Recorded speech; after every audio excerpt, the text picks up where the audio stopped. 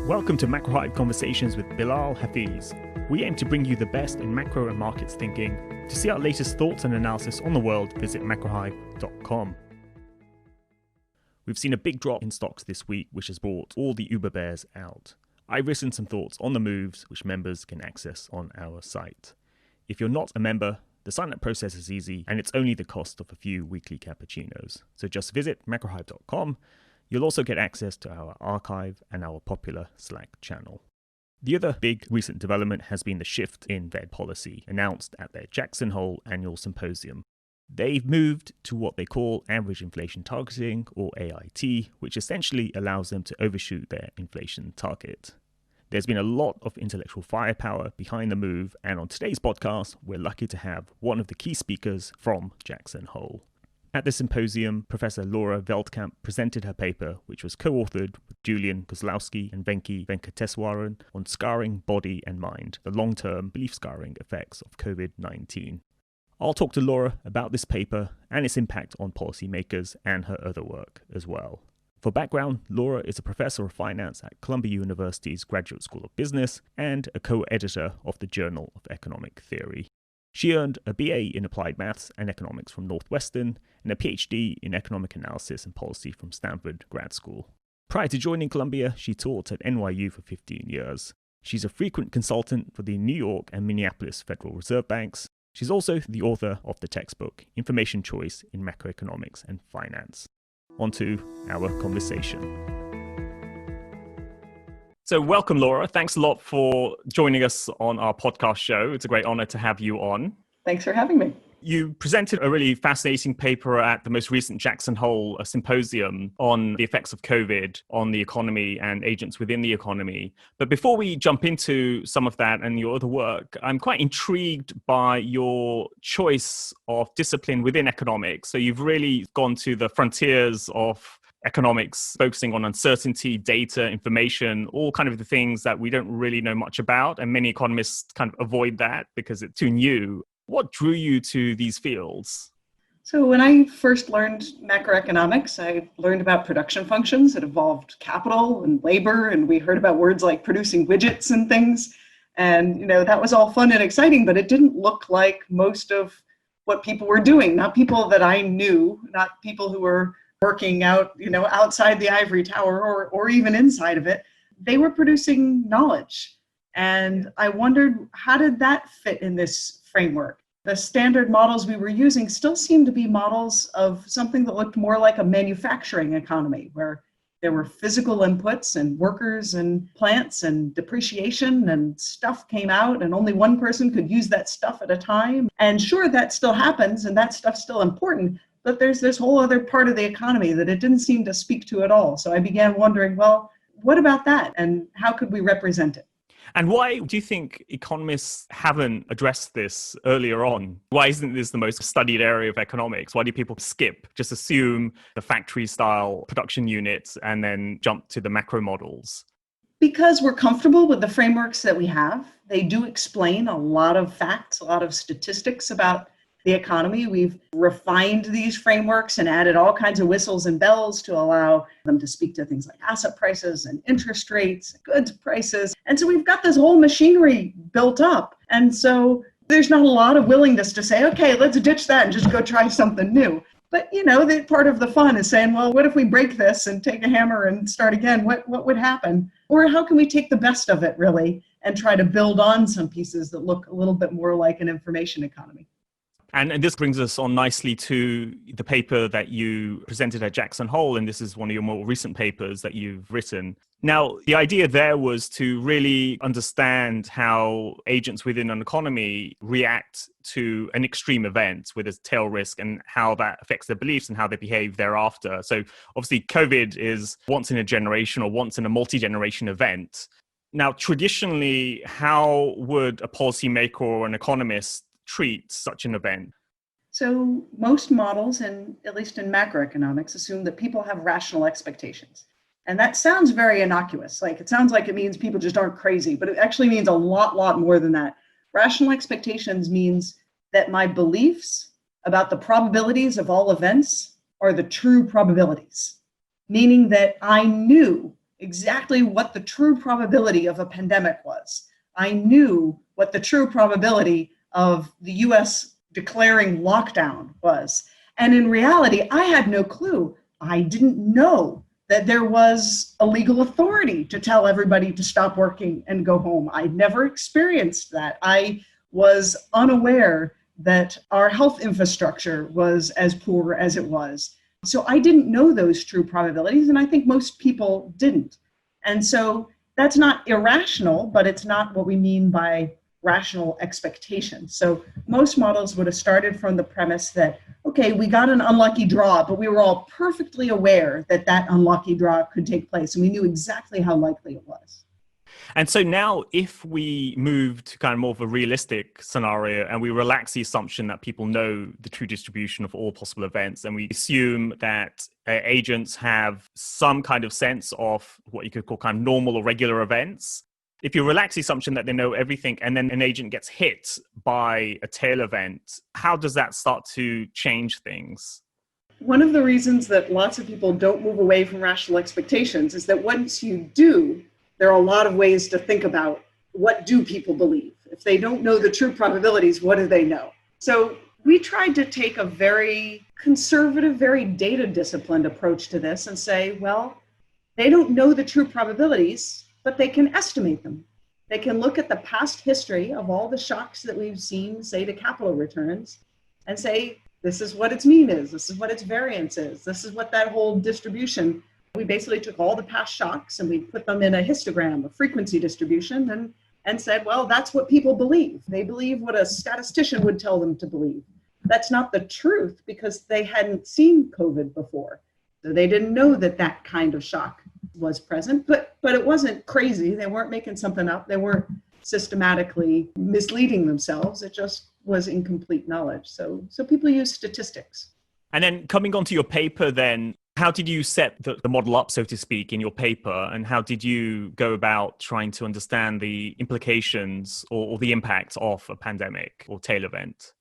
Well, so we started with an epidemiology module. Economists have quickly schooled themselves in the stochastic processes math of epidemiology and just asked how might this disease spread. But what's important in our model is not actually the disease itself, it's people's reactions to it that are the big economic event. And so we thought about a couple different scenarios that capture both how people themselves choose to respond and also government policy. So, in the beginning, the New York state government told me I was not allowed to go to a restaurant. Now I'm allowed to go to restaurants, but oftentimes I choose not to because, hey, it's kind of risky and I'm perfectly happy dining at home.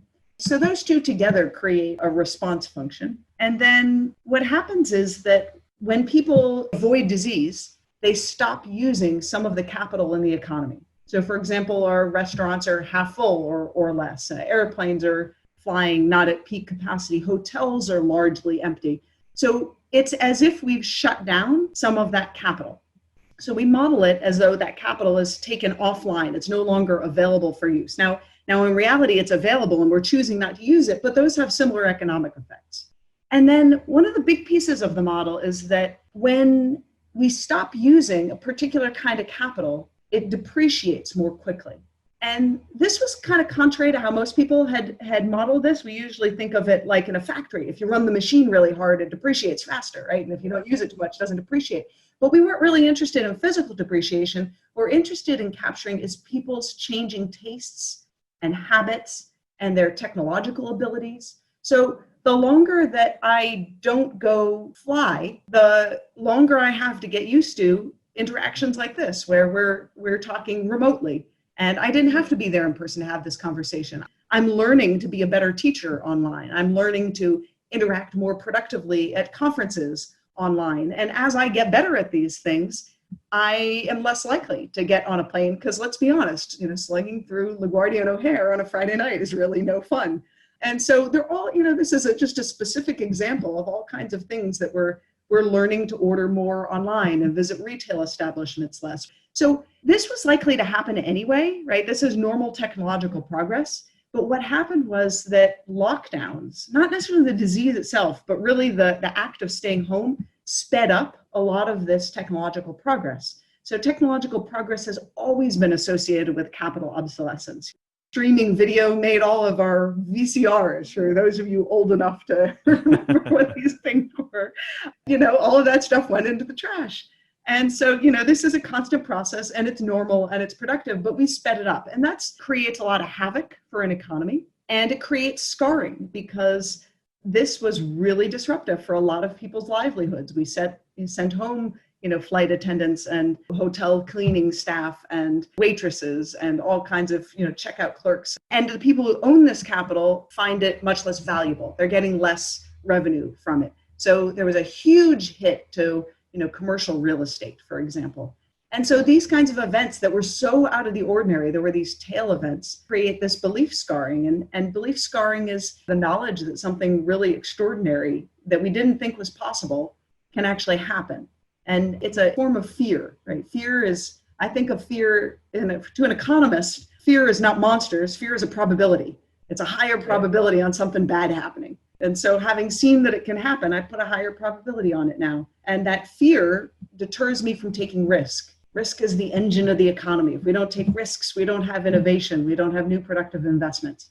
So this fear from this shutdown, from this drastic change in the way we're doing things is what's going to restrain investment and growth for years to come.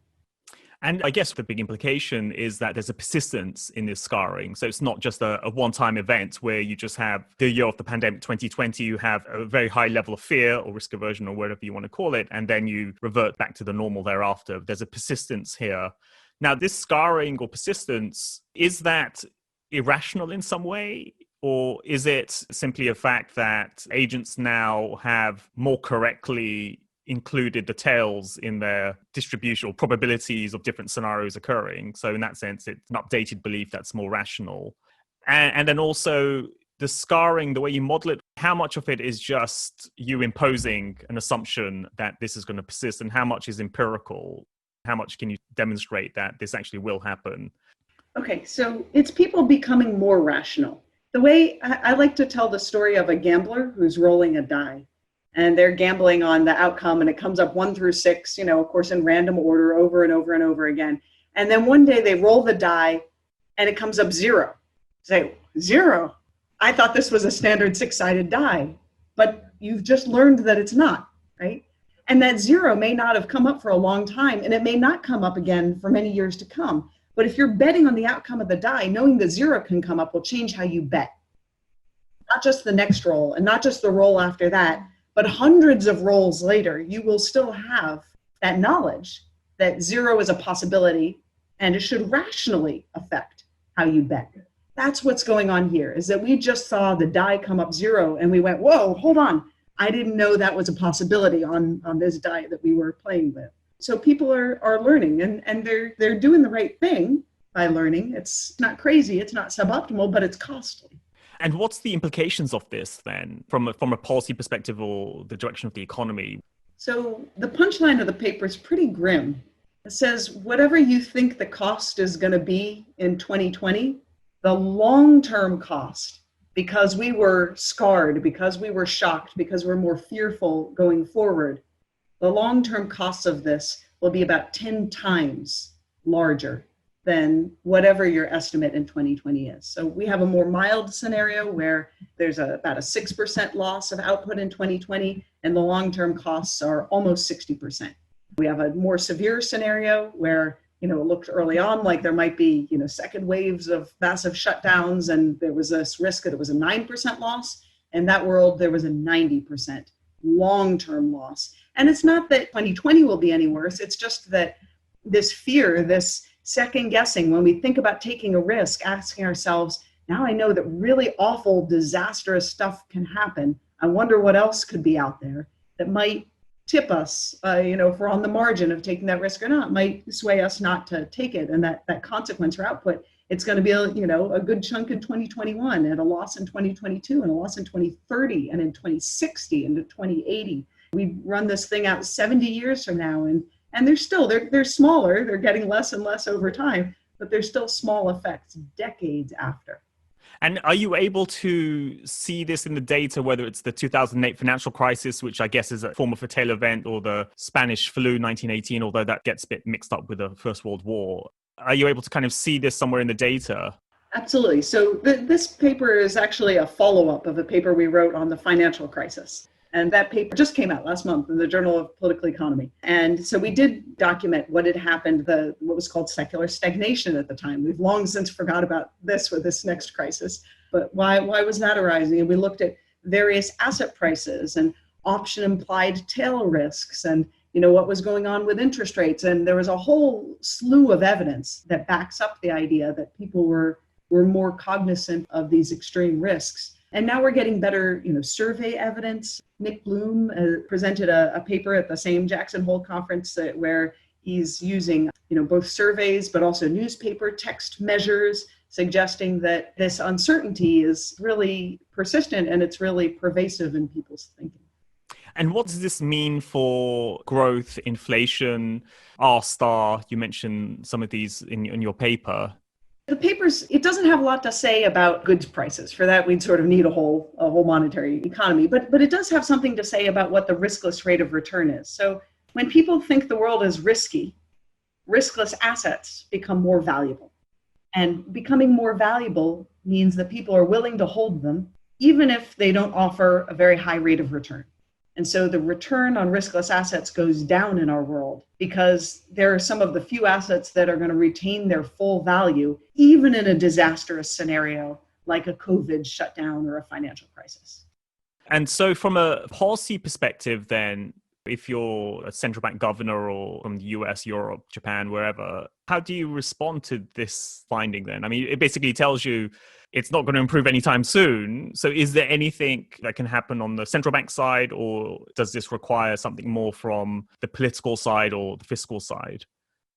This is hard to change because ultimately people are right. They should be afraid, right? And so convincing them that no, actually you shouldn't would actually perhaps require, either fooling them, that's a possibility, taking away some of the financial risk of undertaking, risky economic activity. So we've seen some of that, right? The Fed gets involved in markets and basically serves as a backstop to prevent the bottom from falling out. So some of that is really helpful. Or, a lot of public health investment could help. On the one hand, if I think back to, for example, the 9/11 attacks, that made people pretty afraid of flying for a period of time. But shortly after that, we instituted a lot of security theater. I call it theater because it was partly designed to actually make people safer flying. There's some debate about whether it actually got harder to bring weapons on a plane or not, but a lot of it was really designed to reassure people. Going through all of this, you felt safer flying.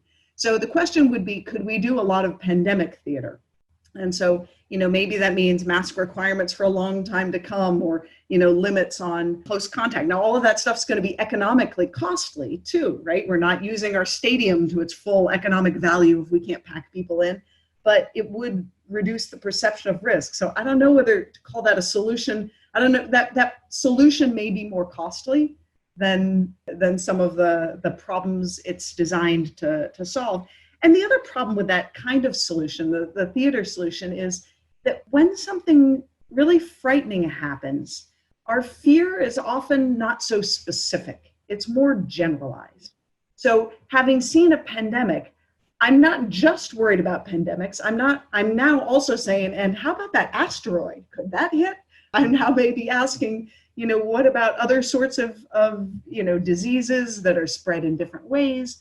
I might be asking myself about all kinds of, about climate change may seem a little bit more tangible, having just lived through, some natural disaster. And, the reason to think that it might be more generalized is that psychological studies of people who go through traumas often find that their trauma, the things that they are afraid of and averse to, extend far beyond the specific circumstances of their trauma. So a child that was neglected as a child has problems forming all kinds of relationships. Somebody who was burned has fears of all kinds of things that may go beyond burns, right? So our scarring may be more generalized towards all sorts of risks than pandemics alone. And in paper, you talked about bankruptcies as well and the impact of bankruptcies and bankruptcy sort of scarring as well. I mean, is there something to be said for governments or policy to somehow reduce bankruptcies? Absolutely. Going through the failure of a business is a very scarring event for most people. There are some people who get used to it and write it off quickly and move on. But for most people, that's personally pretty devastating. And it also involves a loss of capital. That restaurant may open up shortly later as a new restaurant after it fails, but likely they're going to redo things. They're going to, revamp the kitchen and redecorate. And so all of that's going to be lost capital when capital moves from one purpose to another. So there are a lot of costs of bankruptcies, and avoiding those probably has a really high rate of return, much higher than I think we currently appreciate. So absolutely, bankruptcies that's not a full solution to the whole problem, but it's certainly a piece of it. And part of the point we make, we're not trying to be just doom and gloom sayers, but also to make the point that whatever you think might be the costs you're trying to address with policy, they're much bigger, or put differently, the benefits to policies that prevent this kind of scarring are a lot higher than you might have thought.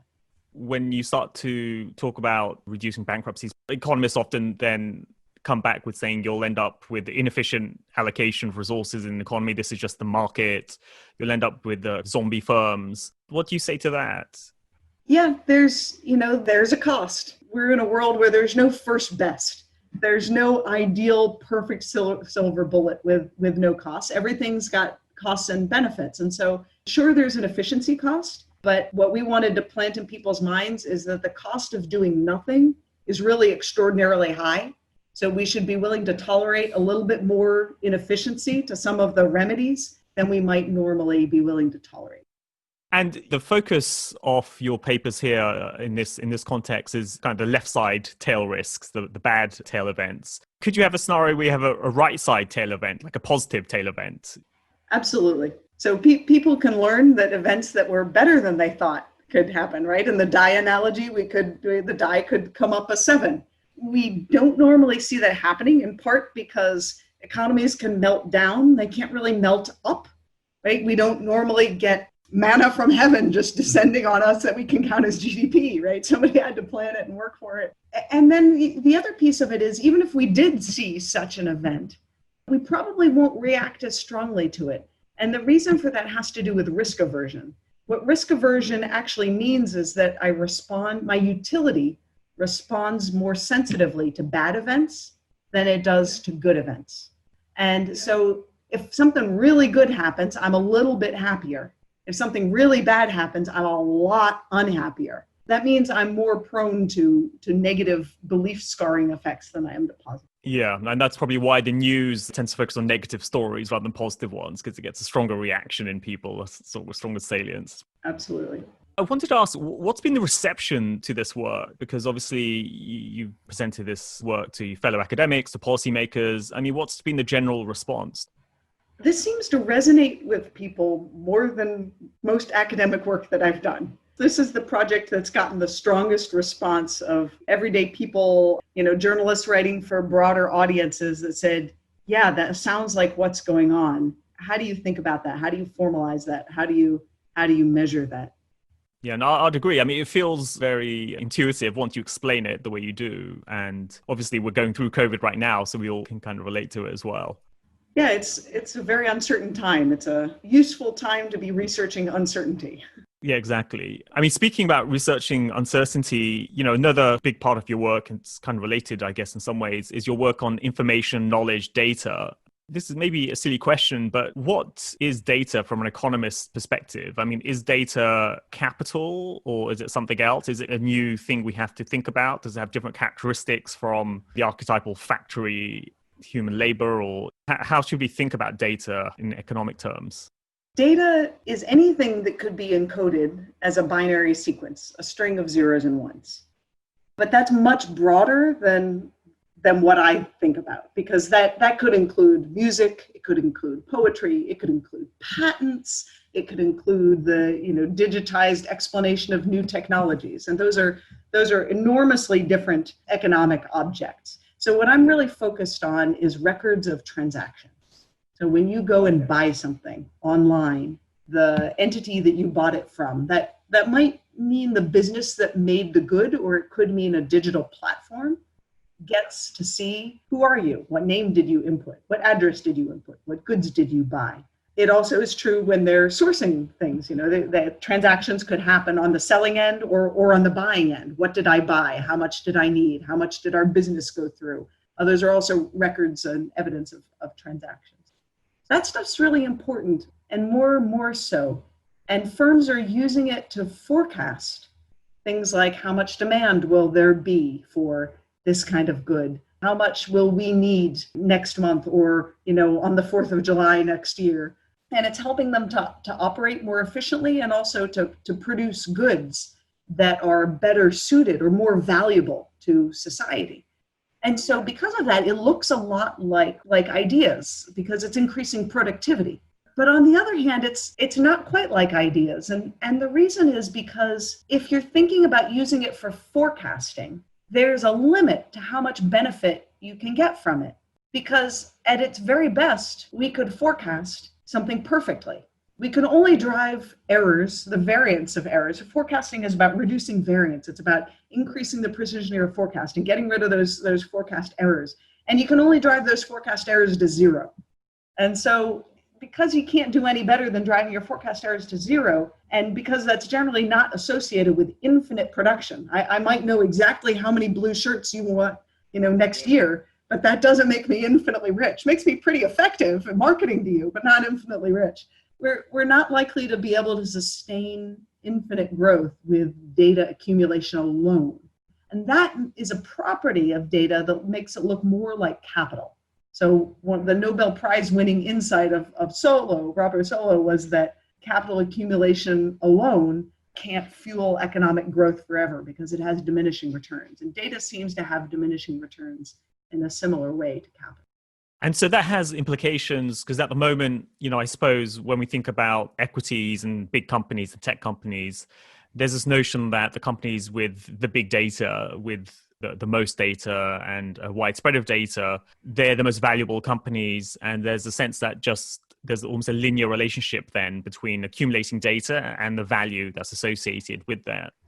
So you're cautious around that notion because at some point there will be diminishing returns because, as you say, you've minimized the error. So you've maxed out what you can do with that data. So is that kind of a fair way of looking at it? Yes, but it's also missing something. So in the long run, there are diminishing returns. Eventually, when you get to infinite data, it can't have an infinite value. But in the short run, you can actually have increasing returns from data.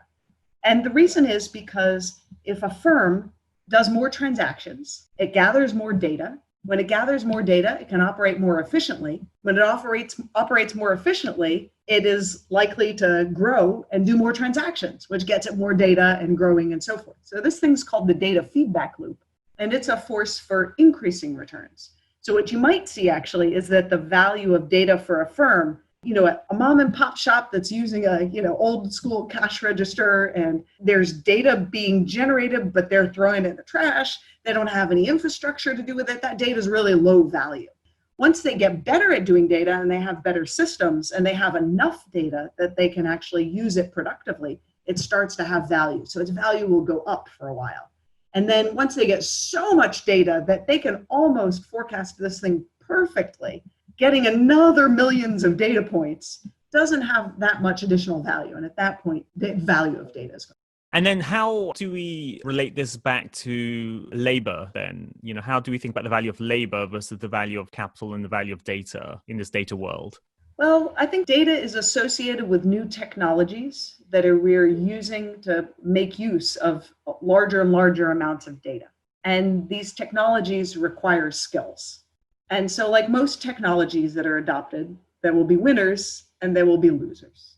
And so people who have skills that are associated with the old technology are not likely to benefit. They're likely to have severe losses from this. You can think of protests against, the spinning looms of the 19th centuries and the Luddites. And, they're protesting the fact that there's this new technology coming on board that is really costing them their livelihoods. And so, like many technologies in the past, data technologies, not the data itself so much, but the ability to use data in new ways is likely to benefit people who have the skills to do it and harm a lot of people who don't. And so if you were the powerful leader of a country or the world, what policies would you introduce to manage this transition? Job retraining. I wouldn't prevent data. We don't want to stop new technologies because we want to preserve old ways of doing things. That's just not how humanity progresses. We want to make use of the new ideas and the efficiencies that they bring, but at the same time, we need to recognize that if we don't support the people who are being hurt by the new technologies, they're going to oppose them and fight against them and try to elect people that regulate against them, and there'll be enormous resistance to progress. And so we have to help society embrace progress, in part by compensating the people who happen to, choose training that didn't suit the unforeseen new technologies that came along and rendered their training obsolete. Yeah, this actually leads me on to kind of more of a micro question and perhaps a bit more personal to you. What's your view of the state of the education sector, particularly, say, the university sector where you operate in? We've had COVID, everything's gone online. Now, slowly, schools are reopening. But do you feel like this is an occasion where there will be major disruption to the education sector? I think just like many things, this is going to speed up trends that were already taking place. So the possibility of online learning, the fact that people are getting more comfortable, I think will lead there to be a lot more digital education in the future. A few years back, I was teaching in a part-time MBA program, and the folks who showed up to my class at 6 o'clock to 9 o'clock at night on a weekday had worked a full day. They might have just commuted for an hour through rush hour to get there. They made enormous personal sacrifices. Many of them were not going to see, their young kids that night, and maybe for 3 nights a week because they were pursuing this degree. So in-person education involved a lot of costs for a lot of people for whom getting there wasn't that convenient. But there's going to be another segment that really wants that in-person. I don't think you're going to convince a 19-year-old that learning in mom and dad's home and in their bedroom or their basement is every bit as good as the dorm experience. And it's not, right? There's still something about in-person human contact that fosters a sense of closeness and kind of camaraderie and spirit that's different. And part of this is about meeting people in different ways and really getting to know them and understand them. So I don't think, this is not going to shut down Harvard and Yale and Columbia. Those schools are going to continue operating. They might have more of an online presence than they did before and offer other kinds of classes for different constituencies. But those schools are going to continue and thrive. But, at the lower end of the spectrum, where the value proposition maybe wasn't that clear to begin with, where there was high tuition and a lot of students taking on an enormous amount of debt and not necessarily getting good jobs that were going to pay that debt off, I think as teachers are learning to be more effective with online teaching and students are getting more comfortable with the value proposition, we're going to see some substitution into this new technology. I think for some people it works really well. That depends on, personal characteristics and one's circumstance and, your discipline for it. And it's not easy though. I make the analogy between teaching online and doing a workout video from YouTube. We probably all tried to follow a workout video on YouTube, and you ask yourself, like, how many of those have I finished versus I went to the gym and the teacher's right in front of me, and God, I'm going to feel really awful if I'm not following the routine and giving it my all. And, if I left early and just walked out like 10 minutes before it was done, I'd be kind of embarrassed. And so we haven't quite found ways, learning is hard. It's our brains consume an enormous amount of energy. And so we're kind of wired not to spend all that energy because our calories were scarce and we had to survive. So we really have to motivate ourselves to do the hard work of learning. And it's not that different from, sticking through some workout routine. And it's way easier when there are a whole bunch of people in the room with you, sweating it out. And so part of what we have to figure out is, are there ways we can use to motivate people to recreate that in-person experience? So that's the piece of it that I don't think we've gotten right just yet. Yeah, I'd agree. Recently in Macrohive, we had a team meeting around what people felt about returning back to the office, or do they prefer to work from home? And I was surprised almost everybody said they did want some return to office. Maybe not 5 days a week, but maybe 1 day or 2 days a week. They were craving that in-person interaction. And I think some of it, is just we're social animals, humans are, we like to be with other people. Some of it, I think, was around those accidental interactions that you have with somebody, or the spontaneous interactions that people kind of miss that.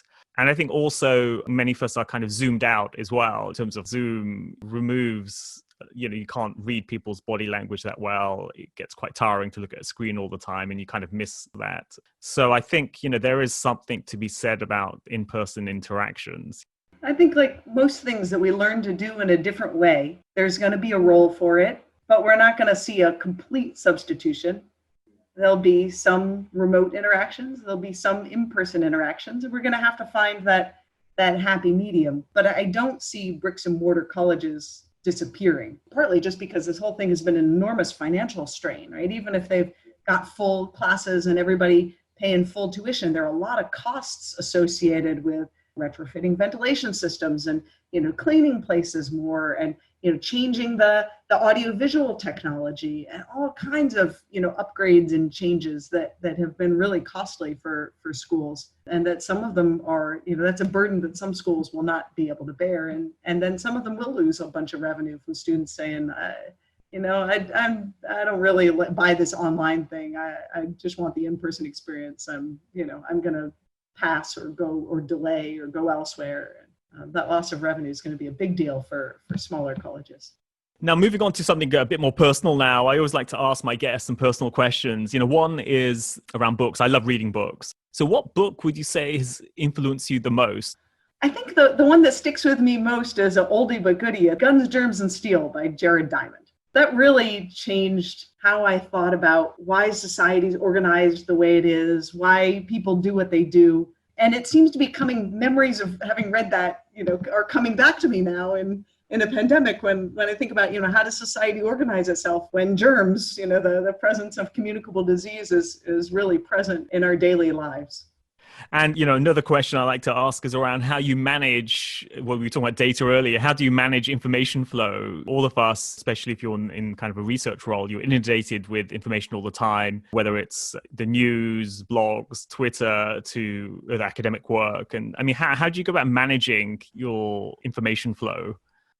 I'm kind of old school about that. I don't engage in a ton of social media, in part because I can't manage the information flow out of all of it. I don't trust myself to sift through what's fact and what's fiction that I kind of like to believe is fact, but probably isn't. And all the mental energy associated with all the drama that everybody seems to want to put out there online for public consumption. I look at old school news sources that I know are fact checked, that, I might read things that I disagree with, but at least I know that the basic premise of this is true. And how about on the academic side, say, so there's thousands of academic papers that are published every day, a large chunk of them presumably are relevant to you. How do you go about deciding which ones you should read or which manuscripts you should look at? Or I look at NBER working papers, the CEPR working papers. Again, I try to use certified purveyors of quality information as my filter. And I surely miss stuff. And, if I'm interested in a topic, then I go searching, or I find a reference to something that sounds interesting and I track it down. I think I take a pretty narrow approach to gathering information, and I would benefit sometimes from reaching a little further into more diverse sources, but I understand that its cost is overload. I take that cost pretty seriously. Yeah. And finally, in terms of personal productivity, obviously you write lots of papers all the time, you presumably have to teach as well. How do you ensure that you're productive? Do you have any personal habits or hacks or anything that you kind of stick to that you feel kind of really works well for you to maintain your productivity? A couple of things. I tend to work with younger co-authors whose job prospects depend on the success of a project, because that gets me to feel really responsible to them. So I like my co-authors. I want to see them succeed, and that's really motivating to me. And then the other thing is, I ask myself constantly, am I the best person to do this? So I really believe in comparative advantage is one of the economic theories that is most successful, has the highest buy-in of just about anything in the profession, is got to be comparative advantage. And so I'm constantly asking myself, not would somebody else do this as well, but given my set of abilities, should I be doing this? So for example, I'm a reasonable coder. I loved doing it when I was a kid, but it's definitely not my comparative advantage, right? There are people out there who do it objectively much better than I do.